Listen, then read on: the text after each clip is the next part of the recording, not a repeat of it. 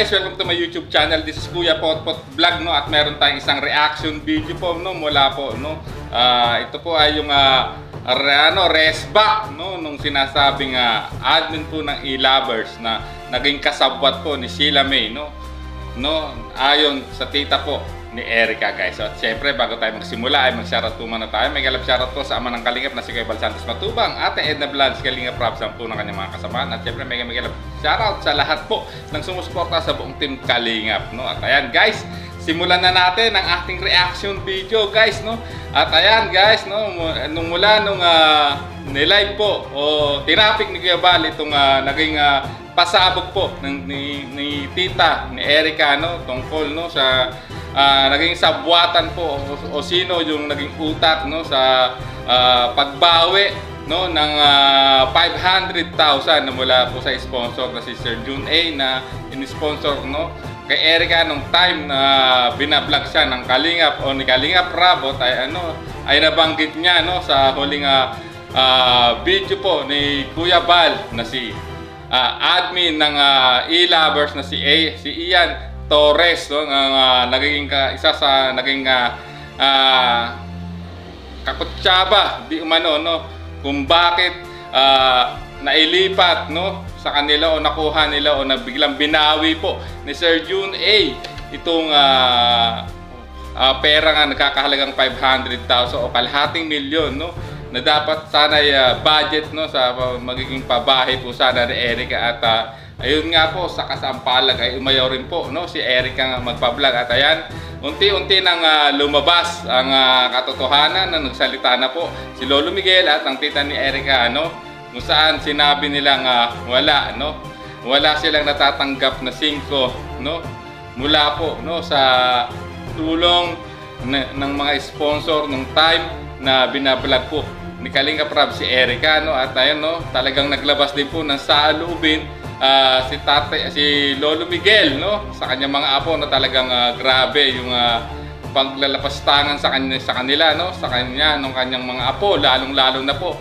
si Sheila May. At yun nga, eto, guys, no, sa pangyayaring yon, no, sa video nga in-upload po ni Kuya Bal, at syempre makikita yan sa social media at agad namang rumesback, no, itong si Ian Torres, no, na sinasabing admin ng E-Lovers, no. At talagang grabe ang pinagsasabi din po sa tita Erica at kay Lolo Miguel, no. At talagang grabe, no, ito, no, may sinabi pa siya na kataga, "We'll see you in court." So ito may para sa akin ito ay isang seryosong bagay, may himig na pagbabanta, no, sa pamilya po ni Lolo Miguel, lalong-lalo na, no, sa tita po ni Erica na siyang nagsiwalat ng katotohanan kung bakit hindi na, no, nagpa-vlog si Erica, no, at kung sino ang utak talaga sa lahat ng nangyari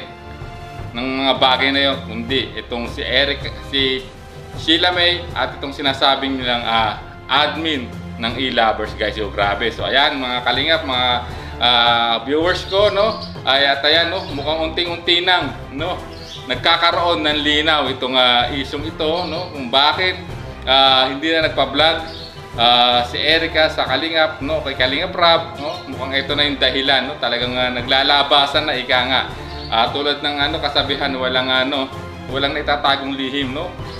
Talagang kung ano man yung baho mo na tinatago-tago mo ay sisingaw at sisingaw pa rin yan, guys. So ayan, mukhang eto na, no, lumalabas na at nagkakaroon na ng linaw, no, ang totoong nangyari sa likod kung bakit hindi na nagpa-vlog si Erica sa Kalingap, guys. So hanggang dito na lang po ang ating reaction video. Maraming salamat po. At siyempre, bago tayo tuloy magtapos, no, may galap shoutout sa lahat po ng sumusuporta sa buong team Kalingap at sa mga hindi pa po nakasubscribe, no, kay Kuya Bal Santos Matubang, Ate Edna Vlogs, Kalingap Rob, at siyempre sa lahat ng mga Kalingap partners, no, guys, pakisupport din po sila Kalingap Jose, J. Moreno Vlogs, Billions Mix TV, Maramara 77, no, Altos Eagle, Big Agnes Vlog, no,